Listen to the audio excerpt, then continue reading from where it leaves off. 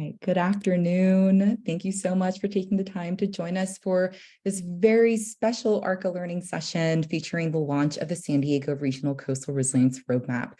Really excited to be joined by our partners at the San Diego Regional Climate Collaborative and Resilient Cities Catalyst to present the roadmap and also share some lessons learned in the roadmap development process. My name is Julia Kim. I'm the Climate Change and Energy Program Director for CivicWell, and I will be your moderator today. Just a quick overview of some webinar logistics before we dive in. The chat function is fully open to everyone here online with us. So please do feel free to take a moment to introduce yourselves. We'd love to see who's in the room here with us. And feel free to stay active throughout the webinar today. Share your reflections throughout the presentation. We will also have the Q&A function that's live. So if there are any questions that you have, please submit those through the Q&A module at any time throughout the webinar. You'll also see that as questions start to flow in, there is an option to upvote. So we'll be taking questions in order of kind of priority and interest, and we'll try to get to as many as we can. And I'm delighted to introduce our presenters today. We have Darby Berry, Anna Friedman, and Yami Carrillo. Darby has been supporting the San Diego Regional Climate Collaboratives program since 2019 and has served as the collaborative's director since 2021. Through the Climate Collaborative, Darby leads work that supports regional work on projects implementing climate adaptation, coastal resilience, energy efficiency, and climate smart water resource management. She's quite busy and even busier as she serves as the chair for ARCCA this year. So welcome, Darby. And Anna is the Director of Policy and Programs at Resilient Cities Catalyst. And in this capacity, Anna advises and collaborates with communities, cities, and partners to develop comprehensive resilience strategies and priority resilience projects. Anna also leads ARCCC's California Resilience Partnership, which is a multi-million-dollar public philanthropic effort to advance high-impact projects that tackle California's complex resilience challenges in regions across the state. Welcome, Anna. And finally, we have Yami. Dr. Carrillo is a natural resource scientist and economist with over 22 years of work in environmental conservation and binational collaboration on environmental issues along the U.S.-Mexican border. In her current role as a senior program manager of the Binational Resilience Initiative at the San Diego Foundation, her work consists of enabling environmental solutions through binational grant making in order to support coastal resilience projects to benefit communities on both sides of the border in the Cali-Baja region. Welcome, Yami.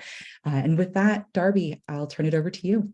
Awesome. Thank you so much, Julia. And thank you so much to everyone for being here. I've loved seeing so many familiar names in the attendee list and some new folks. So thank you for joining us from around the state or other places. It's really exciting to be here. I know, we're in big smiles because this has been a really long time coming, really great collective effort over the last couple of years. And we really hope that this roadmap is a reflection of those many years of work, input, and collaboration from our partners. So just a little bit of a history lesson for folks here, how we got to this space in 2019 and published in 2020 in partnership with SANDAG as well as Turner and the San Diego Foundation. The San Diego Regional Climate Collaborative, which is a network for cities and agencies in our region, produced an adaptation needs assessment which, this needs assessment highlighted a need for better coordination, action to, more action towards complete funding cycles for projects. So start to finish and all of the hard work that happens in between, as well as clarity on guidance from the state to really start accelerating adaptation and resilience action in our region. Shortly after this, in the summer of 2020, we held a virtual convening with our partners with the Resilient Cities Catalyst. So excited to have Anna here today to launch the San Diego Coastal Exchange. So the Coastal Exchange had a goal of reinvigorating coastal dialogues around resilience and our shared coastline that had been going on in our region for a couple of years, but really try to take tangible pathways and identify how we can move and work forward. So the roadmap itself was one of those, 4 strategies that we identified at this Coastal Exchange almost 3 years ago today. So really excited to kind of have this collective work that we've, taken the initiative of, our regional input, really tried to be responsive to our region's needs and, working towards this vision of that collectively, we can ensure coastal resilience projects are designed, financed, and built, which I think is really our biggest takeaway from today is that this, is a launch of a product that we hope is dynamic and moves us forward. So with that, before we kind of jump into the meat of the roadmap itself, I'm going to pass it over to my colleague Yami, who's here to highlight one of the flagship initiatives in this roadmap, and really kind of sets the stage for the type of action that we can see when we collectively put our minds to it. So Yami, I'm going to pass it over to you. Thank you, Darby. Hello, everybody. So I'm here to talk a little bit about the Binational Resilience Initiative. This is a great partnership that came out really after the San Diego Coastal Exchange and all the work that the San Diego Regional Climate Collaborative, Resilient Cities Catalyst, and other partners like ICF, obviously San Diego Foundation, and our network of donors have put together as part and as in response to the Coastal Exchange and the needs and priorities that have been identified through this work that Darby mentioned that began back in 2019. No? So it took us about 2 years to build the first a binational resilience fund at the San Diego Foundation and throughout these partnerships that I mentioned before, and find the pool of donors and begin actually implementing and working. And it actually turned from a binational resilience fund into a binational resilience initiative. And that's because we realized in general and through the advice and the work with experts and community partners in our region that it was really what we needed here was to jumpstart the movement and to take advantage and leverage all the great work that nonprofit organizations and other partners have been doing in the San Diego region and identify how this can be linked to the Northern Baja climate and coastal resilience efforts that might have already been ongoing and make sure that there were linkages and that we build the bridges to connect all these efforts, because at the end of the day, in the Cali Baja region, in San Diego and Northern Baja region, we are so much interconnected, not only our economies, but also family-wise and the environment that we share. No? So the oceans, the watershed that we live in, it's a binational watershed, and we have issues that we need to solve together in partnership with our friends in the Baja region. So the Binational Resilience Initiative, also called BRI, really expands the definition of climate resilience to include not only everything that is being done on the San Diego side, but also on the Northern Baja coast. And one of the key things that we have identified is that besides building the bridges and connecting nonprofit organizations and helping everybody improve our regional climate capacity together, is that we want to champion Cali Baja leadership, enhance knowledge and research, and advance equity and binational collaboration. So BRI is really focused in an area that encompasses all the way from Oceanside along the coastline down to Ensenada San Quintin area. So we are currently we just closed back in May, our first call for proposals. It was open to everybody, but the key feature of this unique BRI 2023 call for proposals was that not only it was focused on coastal resilience, but it was also as a requirement that there would be binational projects, that at least one US organization would be also connecting with at least one Mexican organization in the implementation of these projects. Well, actually from the design, from the proposal and everything. And it's a very rewarding type of project for all of us and our partners, SDRCC, RCC, and ICF and our donors, to have seen that we received 45 proposals. And out of those, we are in the process of finalizing and getting notifications. So everything would be announced in the third week of July. So stay tuned for that. You can find more information about the Binational Resilience Initiative on our website. I'm going to link in the chat, put the link in the chat here after I finish talking. And I just want to say that what BRI is bringing to the region is really as a result of all the work that the San Diego Coastal Exchange has been doing over the past years. And without the support and without the commitment and the participation of all the nonprofits here in the region, we wouldn't be able to actually begin supporting binational projects and solutions. So what's coming for BRI and our anticipated impact is that we are going to bridge barriers that we currently have to binational climate solutions, because there is a grant-making wall that stops at the border. And sometimes the solutions are there and we are feeling the symptoms. So we have to work together and find more ways to fund and to collaborate together. We also are very much interested in strengthening the climate capacity of nonprofits in the US and in Baja together. And sometimes there's mature nonprofit organizations that have done research or have done amazing projects in San Diego. And those type of projects can also be implemented or expanded to Baja. So we are trying to support those connections. Sometimes we're doing even matchmaking during this RFP, connecting organizations that didn't know about each other, but the work that they are doing is so connected and so parallel across borderlines that we really felt the need to connect them. We are also looking, obviously, to improve community resilience to climate change in the Cali-Baja region. So if you have more questions for me, I'm here. I'll be jumping out of the call for a little bit, but I will be coming back later. So thank you very much, everybody.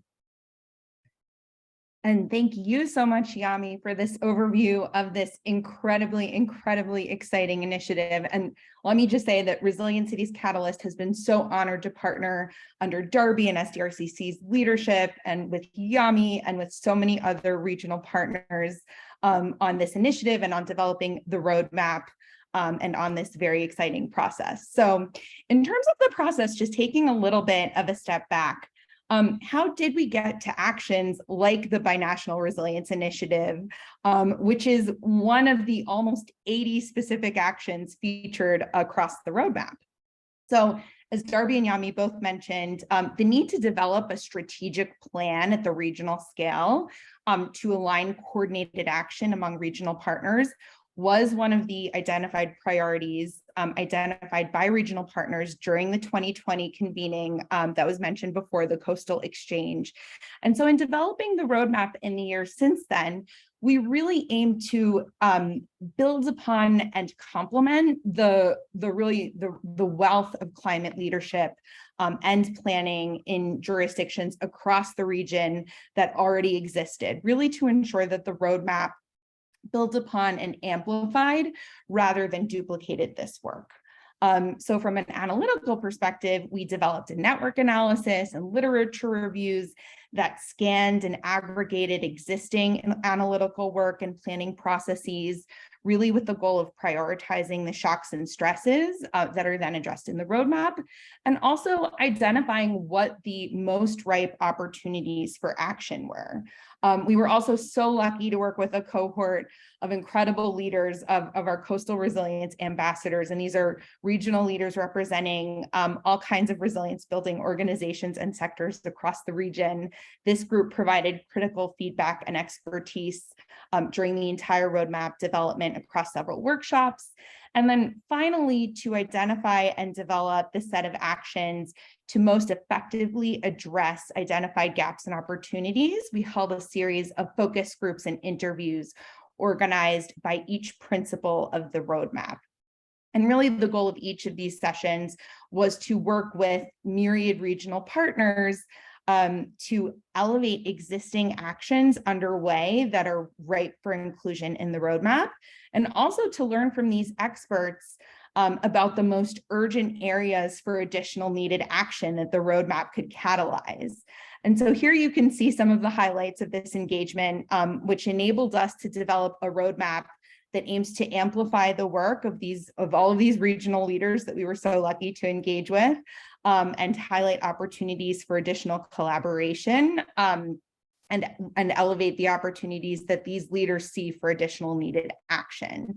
So we were able to engage with the 18 leaders in our Coastal Resilience Ambassadors cohort across 3 workshops who directly informed our principles, goals, and actions. We had 6 focus groups and additional one-on-ones where we heard from dozens and dozens of multi-sector partners across the region, and also incorporated all of their feedback across those focus groups and then across other large workshops as well.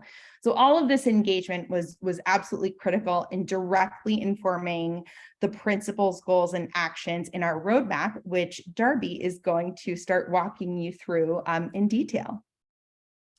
Yeah, thank you, Anna.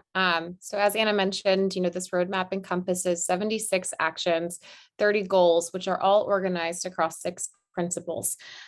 This roadmap was designed to be dynamic and an operational tool, helping to catalyze investment as well as deepen our capacity as a region. We're really hopeful that it will serve as an aligned agenda for the region. And so, as I mentioned, the 6 principles that we have identified and worked with our partners to elevate through this are partners in governments, biodiversity, infrastructure, risk and insurance, climate economy, and living with change. Underlying all of these principles across the roadmap and across the goals is this foundational and critical theme of equity and accessibility. We worked really hard with our partners to identify, existing guidance, as well as ensured that each approach and processes that we were undertaking had an equity first lens, and were based in the recognition of the persistent structural harms that redlining, colonialism, and white supremacy play across our region, across the state of California and beyond, but also in what they have to play in creating boundaries within our coastal landscape. And that's so critical and important as we're trying to approach resilience, that without this underlying feature, we really aren't going to be making a lot of strides. So under each principle has good goals that are designed to be cross-cutting and forward-thinking. And these goals within them encompass a series of actions, some currently underway, some ready for scale, others ripe for investment, and some that are a bit more forward-thinking and futuristic and maybe need some support or some leaders to take them on. So I'm going to go through each of the goals, and we're going to kick it off with partners and governance. Despite the high level of regional connectivity, I know there's a lot of folks in this room, even today, that have been, engaging on these dialogues for a long time. Our partners have identified that cross-jurisdictional collaboration, moving beyond boundaries, both political and spatial, still needs support. And in particular, one thing that came out of the goals for this principle was really having an understanding of how we're moving as far as navigating regulatory hurdles and guidance from the state. And so, one role is really clarifying roles and ensuring that coordination from local, regional, state, and tribal entities is funneled, but also clear is really important, as well as what are the capacity building tools that are lacking to ensure that folks along our inland communities are more deeply connected to the coast and coastal assets. The next principle that we were focused on is biodiversity. This principle is really important at this point in time, especially with both the state and federal emphasis on nature-based solutions. It was critical for us, as well as our partners, to identify that the goals and actions within this strategy have a bioregional approach. For folks on the call, San Diego is one of the most biodiverse counties in the 48 contiguous states, but it's really important that our resilience actions and resilience principles focus on maintaining this wealth of biodiversity, as well as understanding that our bioregion extends beyond the geopolitical borders of our county, and to Yami's point, and extends into northern Baja, out to the east into our desert systems, and even beyond our coast into our MPAs and marine protected areas. So one of the goals I want to acknowledge within this principle is the boundaries of our ecoregions share a lot of challenges that the boundaries of our jurisdictions face. Where you can work beyond your borders, who has access to those spaces. And so really trying to consider our green spaces and land at the bioregional scale to accelerate those jurisdictional partnerships. I also want to point out that up front within this principle, our first goal is centering conservation and resilience practices that are based in tribal ecological knowledge and continuing to ensure that we have ideas around land back or land stewardship practices that center the tribal communities within our region at the forefront as leaders within this space. The next principle number 3, is infrastructure. So this principle, extends beyond the social ecological space and into the built infrastructure and built environment across our region, including critical roadways, railways, as well as our energy systems and energy redundancy within our region. So the impact of this, principle is really to focus on resilience and greater connectivity. And one of the main goals within this principle is really to understand how we uplift and prioritize multi-benefit infrastructure projects. So projects that are cross-cutting across our, water, flood management, increased access to open space, and integrated water management investments, as well as multimodal public transportation, and understanding strategies that really build to connect our communities to the coast beyond just driving within a car, but really understanding what is that accessibility. And as I mentioned, we've also been talking with our partners around the critical viability of our coast and understanding energy redundancy and reliability, and our grid resilience as a key player in moving goods, services, and our economy across the coastal region. Moving into our 4th principle, risk and insurance. Many barriers to coastal adaptation, resilience, different projects that we want to pursue in our region involve an understanding to identify both the real and the perceived risks that our communities have to play with. This principle is designed to build on the wealth of engaged partners and the wealth of instructional and research institutions in our region that have gained momentum over the years to really test and understand climate modeling and help to decrease the variability within our climate models to help us understand risk. There's an important element of this chapter, which is focused on innovative funding models and financial mechanisms to utilize risk as an asset for our region to kind of propel actions that can really help us mitigate and understand our risk management. And I'm going to move into the next principle, the next 5th principle, which is climate economy. So I'm sure folks on this call, if you're here, you're well aware, but impacts from climate change really threaten our region's economic stability, prosperity, and opportunities for growth. There's a growing emphasis, in our region, but also that we need to deepen and strengthen around uplifting innovation, but also understanding areas within our region that have been entrenched in economic and inequality, which we know is due to years of racially driven underinvestment in our infrastructure and social systems. And so when we think about our climate economy, it really needs to be something that motivates and moves people in a space that has economic mobility at the forefront and racial justice at the head. Some of the actions and goals within this chapter really focus on supporting a workforce and diverse career pathways within our region. You hear it all the time that we have this capacity deficit and we have this need to move the needle on resilience. But doing a lot of this work, doing a lot of the community-based emphasis and work really requires people power.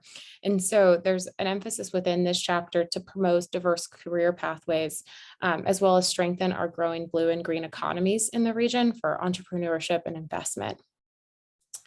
And last, but absolutely not least, is our final chapter on living with change. So at the core of our collective work around coastal resilience and along our shared coastline, our shared histories and understanding is a sentiment of loss. Loss of the physical space, seeing our beaches erode, cliffs collapsing, maybe access to a favorite walkway down to the coast is hindered or no longer exists. and also the potential loss and the future generational loss for, the upcoming generations, as well as maybe some of us who will be here in the future. And so really centering in actions that help us to understand, the space of trauma that, also not just practitioners, but our communities are grappling with, and understanding the loss of space. And then, really important to this chapter is also increasing awareness and creating, more pathways for individuals to understand our pluralistic history, centered in the Indigenous relationship to the coast, and one that has been, actively severed by colonialism and disenfranchisement.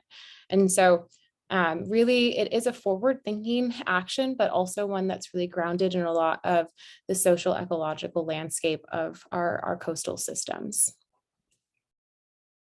And Anna, I think I'm going to pass it back to you.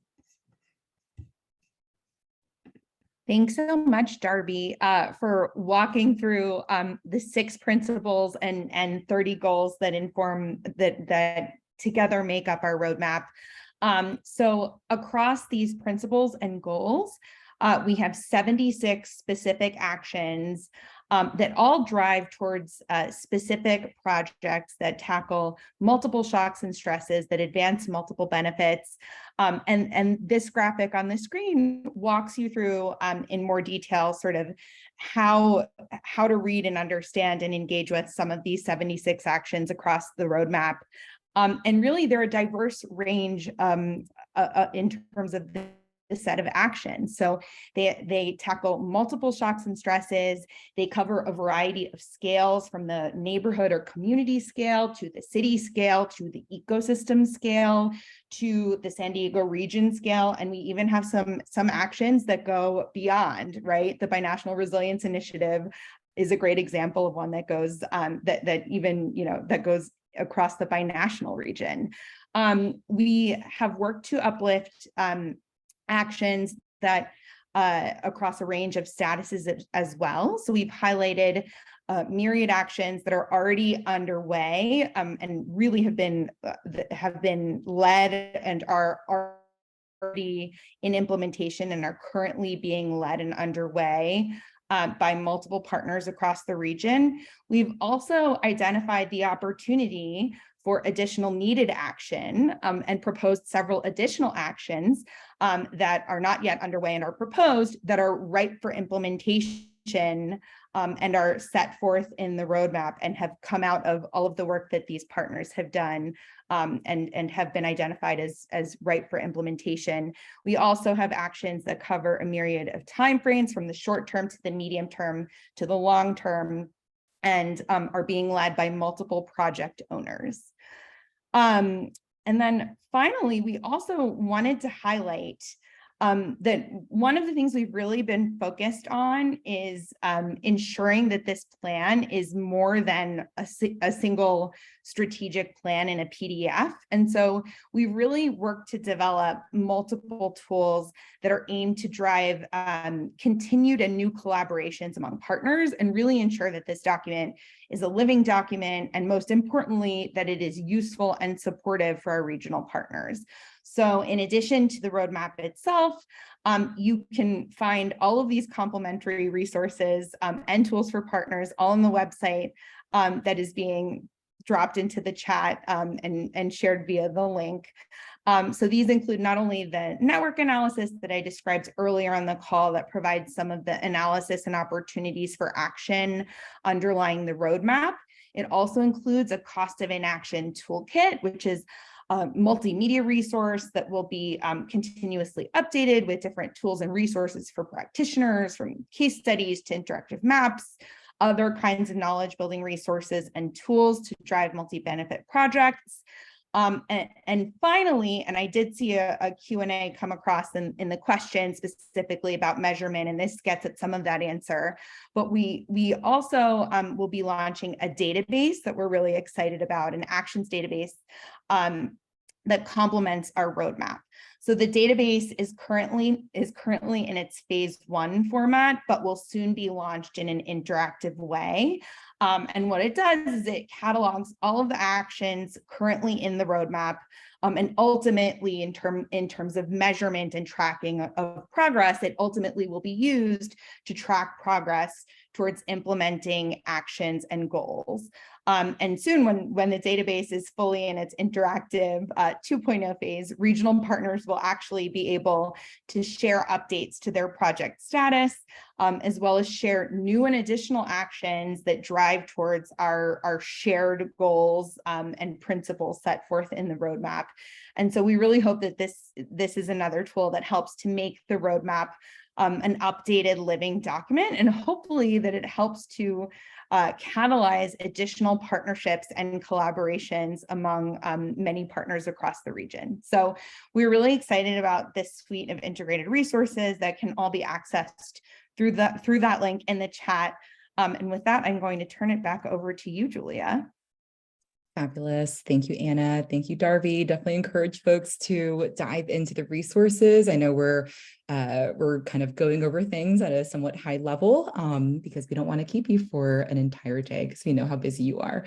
But we did want to also share some lessons learned throughout this process. It really has been such an honor to work with Darby, Anna, and all of the rest of the project team, and especially all of the folks within the region who engage in this process. I wanted to share some lessons learned. Some of these are kind of common best practices that we want to reaffirm just from our own experience working through this process. So before getting started, thinking about the level of readiness and certain conditions to support your readiness in developing a roadmap. So a robust understanding of the region that might seem pretty obvious, and that includes, what the region's climate risks are, but also the region's cultural values, the political context, the existing connections across organizations and agencies within the region, where this process fits in the broader, larger timeline of similar efforts. And that type of context is difficult to find online. So having the San Diego Regional Climate Collaborative in that lead role, actively participating and guiding all aspects of this project was really critical because of that direct experience and being situated in the region, not just before the development of this roadmap, but afterwards to help carry the actions forward. So we'll touch on that in just a bit. Reciprocity. We are all very busy. Developing a roadmap like this requires collaboration. It requires other stakeholders outside of the project team to be involved, and actually significantly more stakeholders to be involved than the number of folks who are part of the project team. So having reciprocal relationships already in place can help to engage the stakeholders needed to inform the roadmap like this, and then also keeping reciprocity in mind throughout this project, throughout an effort like this, picking up on the questions and needs and concerns and challenges that folks participating in the project kind of raise, folks who are volunteering their time to support the project, and finding ways to support their needs as they support the development of a roadmap like this. And finally, do your homework. Again, kind of a common best practice, but just recognizing the capacity constraints that folks are facing, just honoring the time that you're requesting from stakeholders by doing your due diligence and reviewing what is already available online or through other channels to elevate that baseline of where you're starting as you bring folks into the process.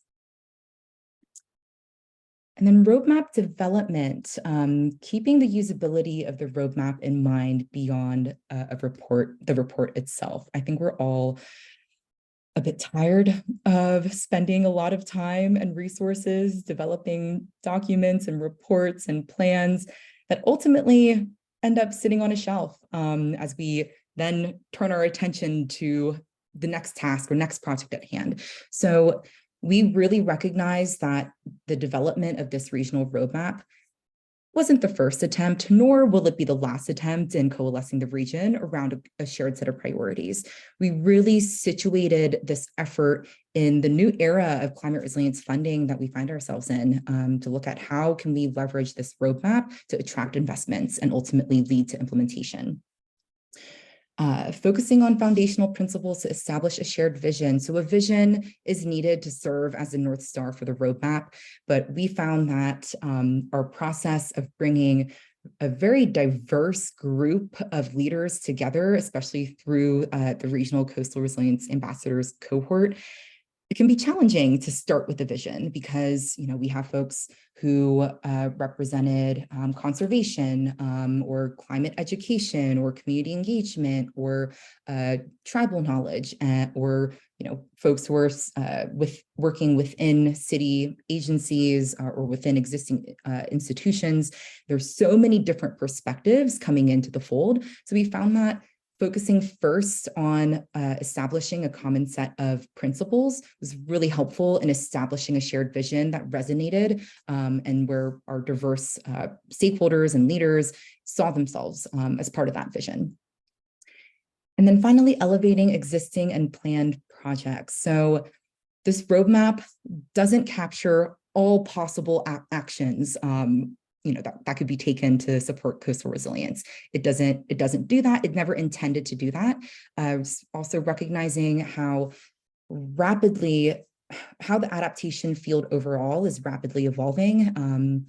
And of course, thinking about ongoing capacity constraints, we really focus the roadmap on how can it be actionable, recognizing that there are existing and planned projects that still aren't fully funded. So we started with that, what is already happening, what are some of those projects that really connect back to our broader regional vision for coastal resilience that we can uplift and encourage funding for?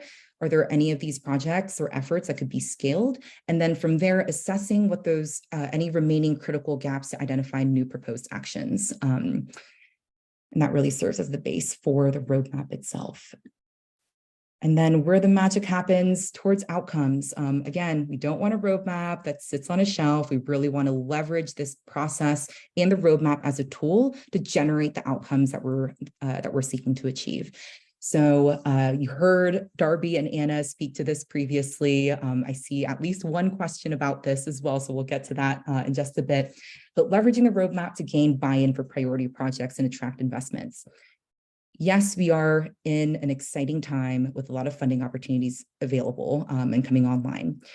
No, we do not have the full capacity to develop robust applications and involve all of the decision makers needed to make that project happen.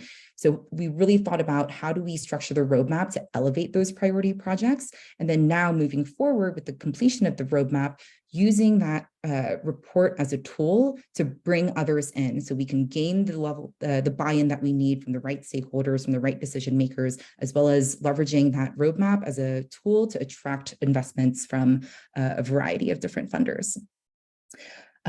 Repurposing findings to develop additional tools. So throughout this 1.5+ year long process, there was a lot of input coming our way, especially through the cohort, through the focus groups, and that's where we decided to develop the actions database. That was not part of our original scope, but we felt that this can be a really valuable tool that we already have input to develop, that can then serve as a living tool that folks can kind of jump in and continue updating, and we can get a sense of a whole suite of actions that are already underway or planned throughout the region. And then finally, identifying a lead coordinator to shepherd forward next steps. So I'm going to use like a bus analogy. So I'm imagining the roadmap is the bus. We need a driver. We need someone who has that dedicated role, who knows who to welcome in on the bus, when to make those bus stops to welcome more stakeholders in. What does that route look like? Where do we make the turns? Where do we speed up? Where do we slow down? Having a lead coordinator is really critical, not to support the level of collaboration that's needed. So really excited to have the San Diego Regional Climate Collaborative having played a really leading and active role throughout this project. And again, situated in region, in place with those relationships already in place, and constantly evolving and expanding, especially through this project, to then move this roadmap forward. And I also want to flag that we will be featuring this roadmap at the California Adaptation Forum this year. Hopefully, folks are able to join us. Shameless plug, July 31st to August 2nd in Pomona, California. So not too far for folks, for the many folks in the San Diego region that are joining us today. We'll be structuring that session as a training. So we'll be walking through kind of the steps involved in getting ready for a roadmap development process and then thinking through kind of that scoping stage. So this is very applicable even for folks within the region. This is a process that can be replicated for a particular sector, or even at a more focused scale for a particular city or neighborhood. And then for other regions, a lot of applicability here. So hope folks are able to join us at the California Adaptation Forum. And with that, now is your time. If you haven't gotten your questions into the Q&A module, now is your time to do that. We're going to be taking questions in the order of interest. So please also feel free to throw some upvotes in if you see a question that you're really interested in having answered. And I'm going to kick us off with this first question here. Again, very relevant to what we've been covering throughout today's webinar. So this attendee is curious about the role that the roadmap will play in attracting future investments on climate action. Yeah, so I can take a stab at that. So, that is the ultimate goal of this roadmap, is to create this aligned framework, have some outlines of projects, and visions that we want to see, as well as have some good examples. Some of the actions are things that are already happening, or projects that are part of the way through but need future investment. And so, the goal of this is to have this, aligned document that we can say, we agree that some of these principles are really great and we want to see them happen anywhere, regardless of who's the jurisdiction applying. And so that's kind of this goal, is that, we have this, developed document that has been, has input from a robust amount of individuals in the region from a variety of sectors. Is really cross-cutting and can, be something that we show the state or philanthropic investors or the federal investments that we're seeing right now through the climate resilience portfolio of work, that we're ready, we're here, and we have this alignment. One of the other elements of this, that I'll highlight, is that there's, in the governance chapter, there's a whole section on aligning philanthropic investment in our region. And so, the environment and climate gets about 2% of philanthropic investment globally. In our region, that is about the same. A research led by the Nonprofit Institute recently highlighted that we do get about 2% investment in our environmental region. And so part of some of the actions in here are also to help educate, motivate, and support our philanthropic donors in the region who can provide that high risk, high collateral investment, hopefully, in some of these projects that need that oomph to kind of move along. And one thing that we're seeing too in a lot of these spaces is community engagement and community partnerships are really where we need that bridge building support, and that catalytic philanthropic investment is to help our community partners step up to the plate to interact with our cities and public agencies on these decision-making projects and impacts. Great. Thanks, Darby. I feel like there's more that we can add, but I'm going to keep us rolling because we have a lot of questions to get to. So our next question, were there measures in place to ensure that the roadmap is inclusive of all communities equitably? Yeah, we can share. So, one of the pieces of the roadmap that we did early on, and you can see on that roadmap page, if you look through all of the different products that we worked on, was we conducted a network analysis of our region. And part of the questions that we asked in that network analysis were really to understand the historical gaps in colonialism and racial bias in our region as it relates to the coast. So one thing, that we really tried to do was understand where those gaps are in information and knowledge of the incredible work that's happening in our region. region to support those entities.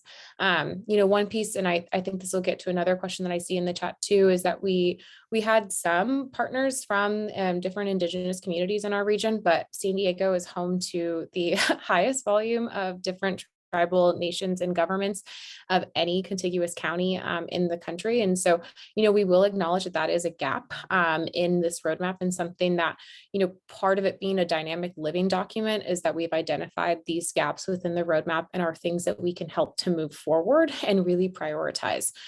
So some of the measures you'll see in there's really incredible folks working in our region, like Climate Science Alliance and other nonprofit organizations, as well as a lot of the tribal organizations who need that critical capacity support. So we hope that some of the kind of equity synergies are seen throughout, but also, the goal is that this gives us a platform to move forward and in kind of a collective measure. And I'll just add, something, especially thinking about like the regional nature of this roadmap.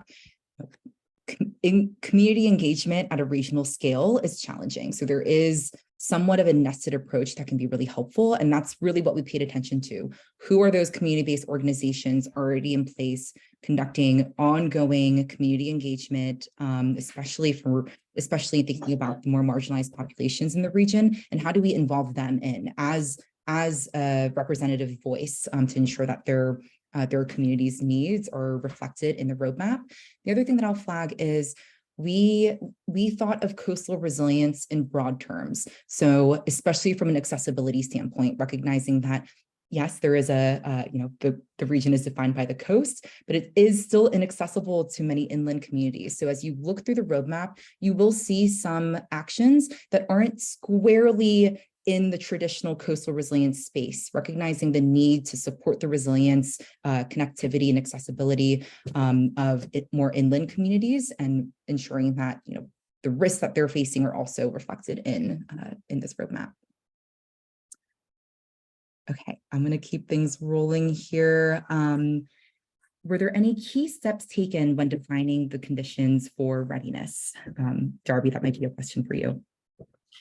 Yeah, I think, I'll kind of pull it back. The Climate Collaborative has been supporting particularly your cities and public agencies on coastal resilience planning since 2014, and have been supporting kind of a network of coastal practitioners through our Sea Level Rise Working Group, as well as our partnerships with different research institutions, both in San Diego through Scripps, SDSU, as well as across the state, and have kind of, facilitated dialogue over the years of just where, we're going. And so I think, one of the benefits that we as a San Diego region have is that we are a single county region.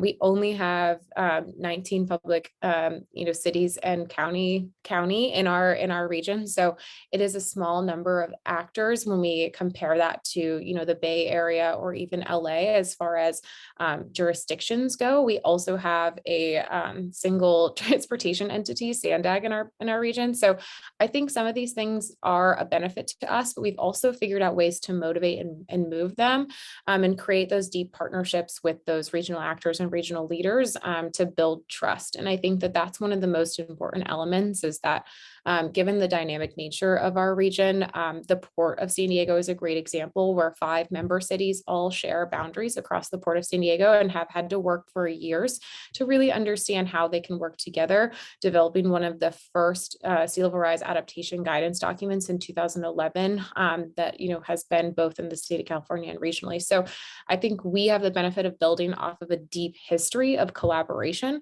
as well as this need for urgency. So we're seeing big challenges in our region as far as coastal impacts. We see flooding, we have cliff collapse, we have a massive state of emergency declared, sewage crisis in our border region. So I think as far as motivation goes, we have a collective network, a smaller base of network as far as on paper goes, but we have a really committed group of individuals. And so that played a really key role into readiness. And then to Julia's point, the Climate Collaborative exists to be responsive to our region. And so over the last couple of years, because we've gathered all of this data on, regional needs to advance adaptation and resilience, it was really easy for us to take it and start working with it. And so, I think that is something that is really critical, is having someone step up to the plate. And at the end of the day, we might not be the right person to be driving every single one of these actions, which is why you'll see different action owners here. But we really want to be a supportive leader in facilitating and supporting partners who need help to step up to the plate. And so I think that's an important component of this. Darby. I think this next kind of series of questions will be for you too, and maybe just elaborating on what you just covered. So a few connected questions I'm seeing. How do we keep momentum going? How do we ensure this document is implemented, and how will progress be monitored and evaluated? How will the collaborative foster the collaboration of partners to promote the goals outlined in this roadmap? And then also, if you can speak as part of that, speak to the exact role of the lead coordinator, that lead coordinating role that the collaborative intends to play in this next stage. Yeah, I can jump in, and then hopefully Anna can kind of support, given RCC's robust experience globally implementing these types of frameworks. As far as I see a question in here about the accountability framework, in development, right? We really wanted to push this roadmap forward and kind of create an opportunity for the region to see what we've been collecting over the last couple of years as far as information, actions, and projects. As Julia mentioned, the actions database, which hopefully you'll have some time to explore, is all the actions from the roadmap as it exists right now. But we hope that won't be a static kind of document. You'll see it in just a an Excel template as it exists right now. But the goal is to start having convenings with some of our member agencies, welcome folks who are interested on this call who want to be involved in these conversations to provide us input on how does this look as far as a online virtual platform, and how is it accessible for new actions? That's one thing that we really want to make sure that we're collecting. This is just a collection of 76, but we know there's more in the region that can be expansive upon each of these goals in really cross-cutting ways. So we want to hear it. We want to expand it. So inviting folks to, I'll drop my email in the chat, and I'm sure it'll be in the kind of follow-up too. But if you're not already involved with the Climate Collaborative's conversations and platforms, get involved. We want to have you at the table. And so, that's kind of what we're collecting now, is how do we take this actions database? And then also looking for investment. This was a project that was graciously funded by Prop 68 funding from the California Ocean Protection Council. I see Ella on the call. So, thanks for their leadership and support in moving this forward. But, something we're also looking for is funding for us to kind of facilitate and support, and funding for our partners to continue facilitating and support, as far as, does that mean, pulling in some grant writing power or whatever, but we're really just trying to take that one day at a time and move it forward and welcome all input. Absolutely. And Darby, could not agree more with everything you've said. The only quick thing I'll add is, we at Resilient Cities Catalyst have been fortunate to work with a lot of different partners across the globe on these kinds of processes. And, this is a really important step forward, but it is just the first step. And so now is the time to sort of build upon this momentum and take this incredible document that so many partners have contributed to across the region and now implement it, right? And so we are very much looking to take future steps forward with the many partners who are a part of the roadmap development process, and actually make this document a lived reality and move forward to accelerate new partnerships to ensure that these actions are implemented. And so taking as many opportunities to share the roadmap with different partners across the region, thinking about how partners across different sectors can plug in and implement and partner on some of these actions. The region now has a blueprint in terms of this overall vision that is ripe and ready for additional action and partnerships. Thanks to you both. I think we might have time for one, maybe two more questions. This next question: what are the project team's thoughts on the replicability of similar roadmaps in other regions of California? I think highly replicable, but Darby, Anna, I want to hear from you. Yeah, I would say highly replicable. And, to Julia's point earlier, this roadmap is focused on coastal resilience and the intersection of coastal resilience. But, for the Climate Collaborative, we're really hopeful that we can find funding and support to expand this beyond different climate indicators in our region. We understand that coastal resilience is not the only challenge that we're facing, but we have, challenges with extreme heat. There are factors in here around grid reliability, but we know that that's a much larger conversation than just the few actions in this roadmap. So, both internally for our region, we'd love to see this expanded across different climate focus areas. And so I think that's an important note for other regions too. If there are elements and spaces that you feel that you're more ready and your regional readiness is higher to have those dialogues, that's where you should jump in head first and really try to facilitate those conversations, because now we have the framework for how we could move this into other spaces much easier and much more quickly.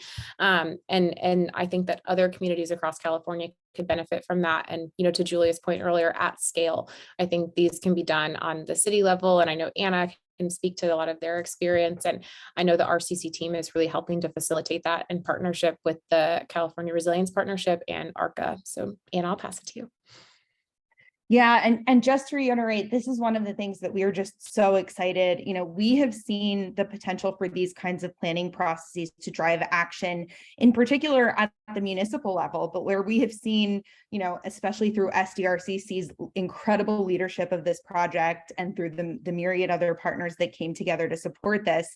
This is such an exciting, galvanizing moment at the regional scale, because as we all know, climate shocks and stresses are felt at the regional scale. And so we are really excited about the replicability and specifically about the opportunity to replicate these kinds of processes, not just across one jurisdiction, but to foster multiple partnerships and implementation of this strategic vision across many partners, many jurisdictions, many multi-sector actors, because these are all of the actors that it will take to collaborate and work together to truly rise to the urgent moment that we're facing in the climate crisis, and drive the kinds of action that we need to see. And so we absolutely we're first of all excited about the incredible leadership that the San Diego region has shown, and think that it's absolutely replicable in other regions across the state.